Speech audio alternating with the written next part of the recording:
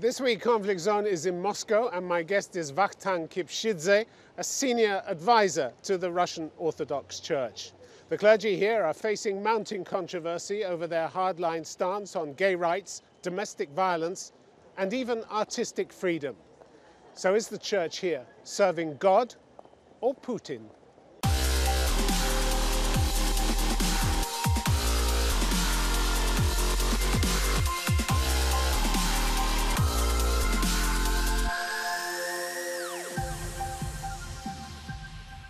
Vakhtang Kipshidze, welcome to Conflict Zone. Thank you. If the role of a church is to serve God, why does your church seem to want to serve Putin so much? This is a kind of myth that was created by modern mass media. Our church is different from its history, and the way she cooperated with the state is quite different to what we have in the West. First of all, I don't think it's a myth, really, when your patriarch calls the Putin era in 2012, called it a miracle of God. A miracle of God? The Putin era? That's not a myth, is it? This is evaluation. And journalists who But it's behaving as Putin's church, isn't it? Putin's church is something that is construct. This is Church of God. And it actually lived through different times. Times of Stalin, Lenin, Putin, whomever else. But you are supporting his policies. You are supporting his policies 100%. We support state as an institute of society. That is true. Whether it's right or wrong, you don't differentiate, do you? What do you mean wrong? If you want and expect a reaction from a church, if it imposes something immoral, like, for example, homosexual unions, like in the West, this is immoral to support such a state. We'll come to that. What about Syria? Your government supports a regime in Syria that has slaughtered, tortured, and uprooted its population for the last 6 years. I'm here not to comment what my government supports. But your church supports that. You said Russia took a responsible decision. You called Syria a holy battle. You're identified with these policies. We never called it holy battle. Yes, you did. We said that it is a holy convocation to protect humanity from terrorism. So that was true. So you supported it. You 100%. Supported what? You should be very Russian exact. actions to support the government in Syria, Assad's government. What we supported it. What we actually supported is a struggle against terrorism, and we did it together with very many religious leaders from different traditions, from different churches. Mr. Kipshidze, you supported a government that was identified by the United Nations as being responsible for the deaths of 300,000 people. 300,000 people where? In Syria. I haven't seen this data yet. Ban Ki-moon, the last Secretary General of the UN, said that through a failure of leadership, Assad was responsible for the deaths of 300,000 people. This is Assad, not Russian government. But you support him, 100%. Russian government, and you support the Russian government in turn. So you're identified with its policies. We support not government, we support state, as I told you before, like a mechanism that is better than chaos. And we did that many times throughout Russian history because we witnessed chaos of revolution, chaos of anti-church pressure during Soviet period. And we but you were repressed by the communist authorities. That chaos is worse than state. This is our message. You were repressed by the communist authorities. Yes, we were repressed. And now you're being used by this government. And you don't seem to show any independence whatsoever. That is new to government. This is not the one that it is in successorship to the anti-church, but you don't mind being used by them. You don't mind it. We are not being used. We cooperate with the state. We even cooperated with the state that was actually anti-Christian, because state is something that is that tries to support order in the society. And as you know, the church that was fully suppressed never had attempts to subvert or just eradicate the regime, because that is not duty of the church. In October 2014, your spokesman, Vladimir Legoida, said, "Do I think that the state may try to use the church for its own purposes? Probably. Do I think we should be afraid of that? No." There you are, right in the pocket of Putin's government, and you don't even mind it.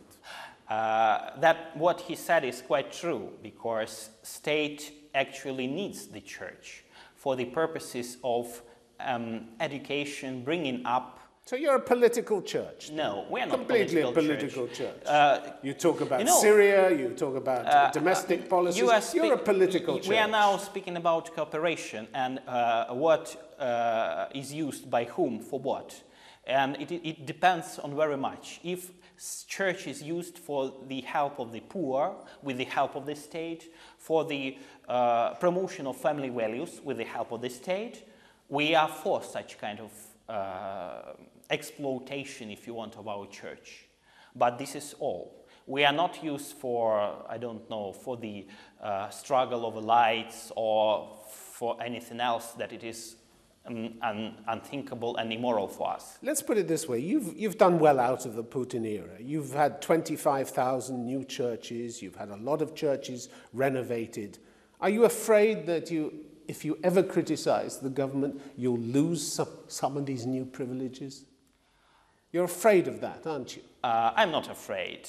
I am sure, as a believer, that our church will survive anywhere, anytime, forever. But all the riches that the church has. Look at Father Osyak in Rostov-on-Don. I mean, he lives, for instance, in a palatial house with an indoor swimming pool.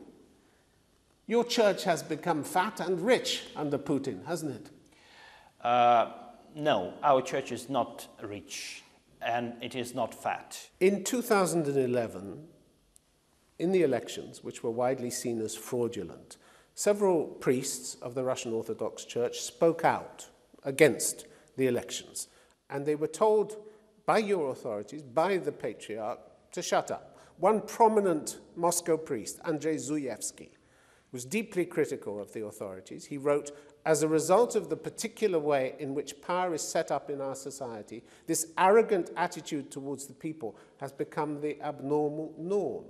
And he was slapped down by the Patriarch, who said, "Careless and sometimes intentionally provocative statements by priests cast a shadow on all of God's church." This priest was being honest about what he saw. Why did you shut him up?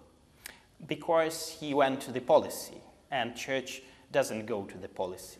He talked about the truth. He went to the truth, didn't he, Mr. Kipshidze? Truth is something different. Truth is how to save your soul, how to serve to those who need your help. It's what you see in front of you is also the truth. And political technologies, it is not about truth. It is about political technologies. And church doesn't want to be a part of this political struggle. This is very, very well developed, and this is decision that we actually had to just to bring and to follow it.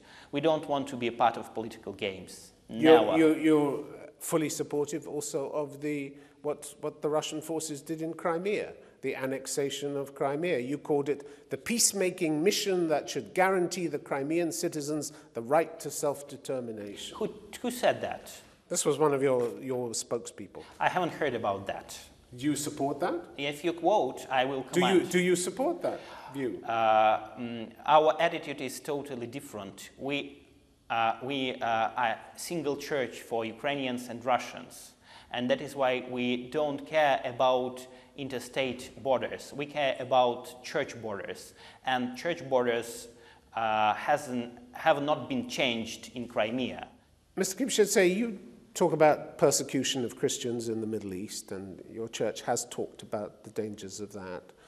Why do you not talk about the persecution of religions in Crimea after your government went into Crimea and the annexation? The US Commission on International Religious Freedom reported numerous raids on Muslim homes, mosques and schools, and on Jehovah's Witnesses, which are now being banned and labeled as extremist even here in Russia. You know, are you happy about that sort of action? Usually I don't comment on what the state do in accordance with internal legislation. If they have questions, they should question it in court. And I think that my colleagues in Islamic community could be a good commenters for that, what is happening there in Crimea, because this is not my business. I am for freedom of religion, this is all, and I think this freedom... But you've commented about the plight of Christians in Syria. You know, yes, about the plight of religious... Yes, but they are Christians. They are my brothers. Well, what about Christian churches in Crimea? By late 2014, clergy who did not have Russian citizenship, including Greek and Roman Catholics, and those belonging to the Kiev Patriarchate, were forced to leave Crimea. Well, you know, as far as... That's a crackdown, isn't it, on Christians? I think that was their choice. No, it wasn't their choice. That was their choice. They were forced to leave. If you don't want to live in a new state that actually have jurisdiction over you, you should choose whether to take it passport or leave the state. This is natural for any state. They were forced to leave. They were forced to leave, I think, but this is not my business. I don't know the details, but I think that they were forced to leave because they don't want to follow the Russian laws. And Russian laws are effective there, whether we want that or not. Do you believe that Russia is morally superior to the West? You've been very critical about consumer culture in the West. In May last year, your patriarch told an American bishop that even through the Soviet era, Russia was able to preserve the Christian roots of society here in Russia and avoid what he called those ruinous processes which are now unfolding in Europe and America. Do you think Russia is morally superior to the West? I don't like the wording moral superiority, because states live in their own surroundings and they fight. This is normal for states to at least to compete. And Church say that some moral messages are more, I would say, relying on Christian tradition, and this message. But you talk about ruinous processes in the West, so obviously you're holding yourself up to be morally superior to the West. You know, I'm very well involved in ecumenical dialogue, and I communicate with my Christian brothers in the West quite often. And what we see is common challenges to Christian roots, to Christian understanding of family, to Christian understanding of society, and to Christian understanding of human being. And we, with our brothers in the West, don't just say who is moral superior, but we want to address common challenges together. And that was very well reflected in the meeting of Patriarch Kirill and the Pope of Rome. Well, let's be specific. What you dislike particularly in the West are gay rights, aren't there? Because in August 2013, your patriarch declared same-sex marriage to be a sign of the impending apocalypse and urged people to do more to combat the rise of gay rights. He said we must do everything in our powers to ensure that sin is never sanctioned in Russia by state law. So you backed a law that bans the propagation of a gay lifestyle, doesn't it? That's what you backed. You supported. That's what we backed, because this law actually had moral dimension. Because we, like Christians in all over the world, traditional Christians in all over the world, like Muslim people, like Jewish people, like most Buddhist people, consider family to be a union of one woman and one man, and that is why everything which is directed to eradicating of this institute we consider to be moral. But by criticizing gays, you turned them into second-class citizens here in Russia. We criticize not gays, we criticize sin. You criticize their lifestyle. We criticize the sins they commit. But many gays come to church. You turned them into targets, didn't you? Let me give you an example. In 2014, a gay activist from Uralsk, a man called Gleb Latnik, went to the police after being attacked, apparently on the grounds of his sexuality. He had visible injuries, he had bruises on his face, bruises on his eyes. A police officer took his complaint and then said to him, "You're gay, so it's normal that you were attacked. Why would you need to file a complaint against anyone?" Is that the kind of normality that you want to see in Russia? We are against violence. We are against violence which is directed to any social groups, including those who are united by their gender similarities, if you want. But if you mark out one group as sinners, you can expect a backlash, can't you? You knew perfectly well there would be a backlash from society against them. We mark, like sinners, very many groups, like those who drink too much, those who are not faithful to their wives or husbands, those who take up drugs, those who commit abortions.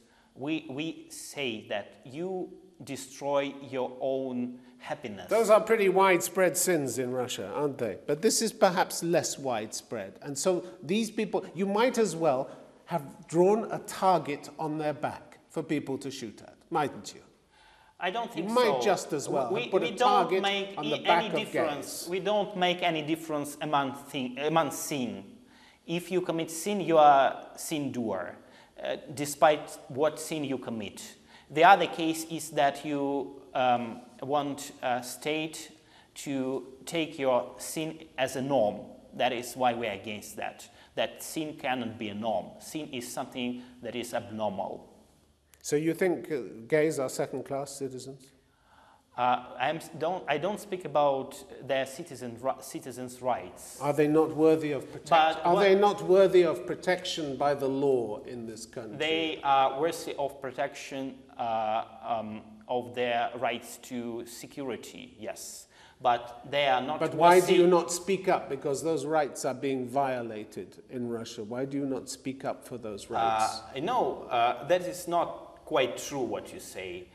When did you speak up for those rights? I work with people, and we receive very many letters of those people whose rights are being infringed by anybody, by bureaucracy, by other people, whomever, and we always try to react to such letters. I think that if any person whose physical security was actually violated would apply to our church in his private letter, we would support him. You have become extremely unpopular with women's groups in Russia after you backed you're smiling about this, after you backed amendments to a law that made it much harder for women to prosecute violent and abusive husbands. Where's your compassion? Where's compassion in this church of yours? It is very just schematic what you say about family violence. It is a very big story. What I can tell you is that we are against violence in families, but we don't want state to control internal family life. State should support families with the finance. And they should support people who abuse violence and beat up their wives. You support that? Just because it's the way families are? You should support family education. You should support family training in schools, not sexual education, but family training, so that no husband would ever think about beating his wife.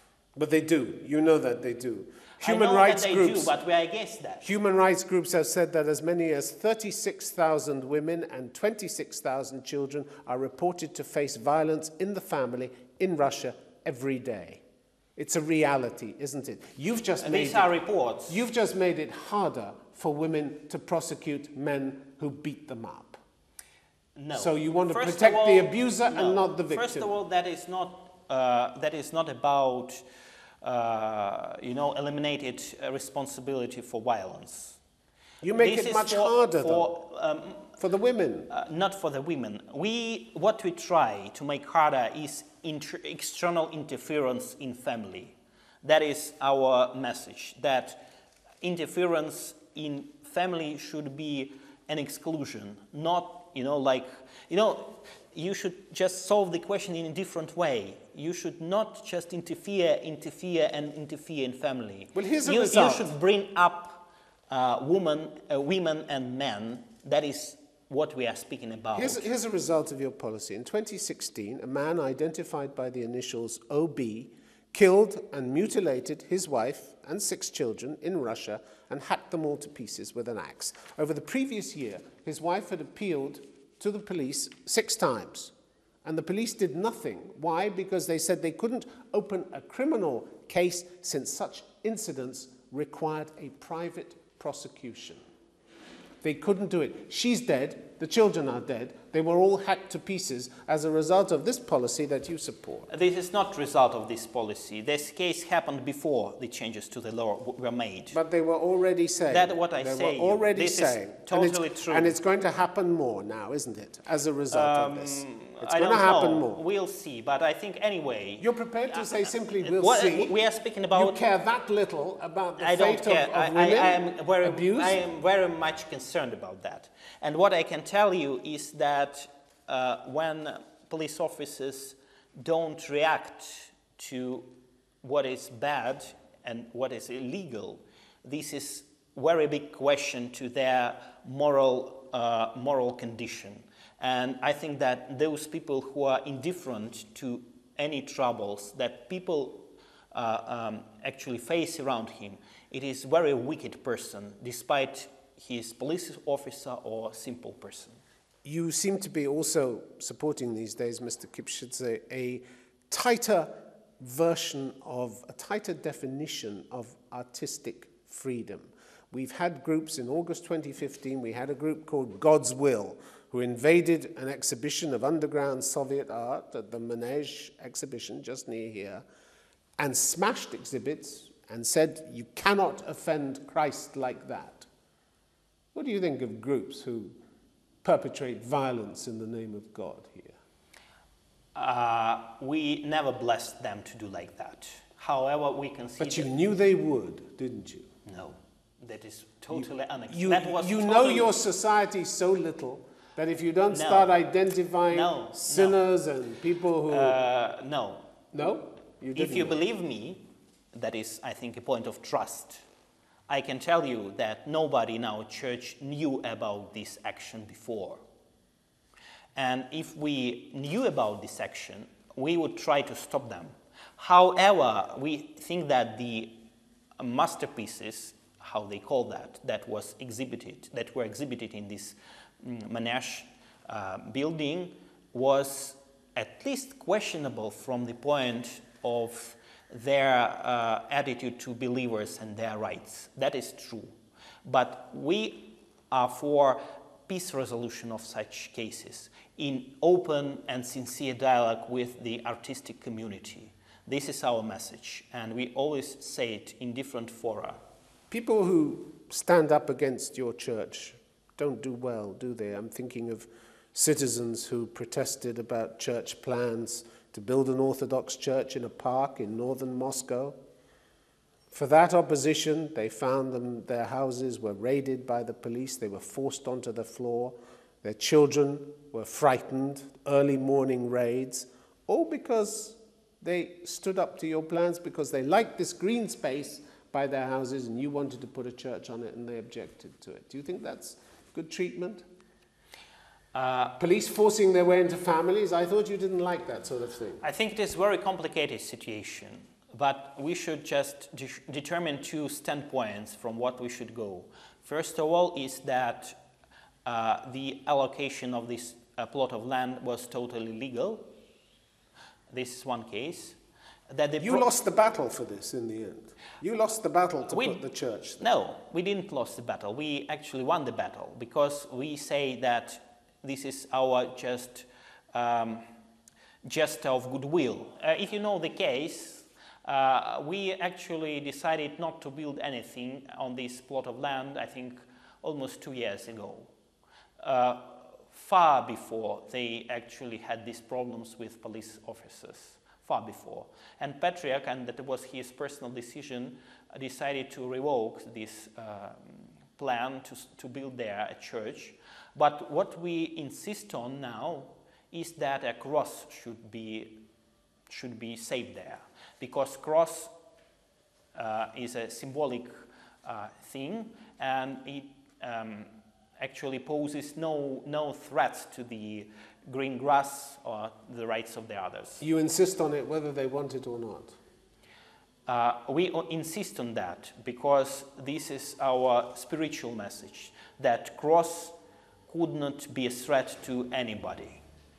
Vakhtang Kipshidze, it's been good to have you on Conflict Zone. Thank you very much. Thank you.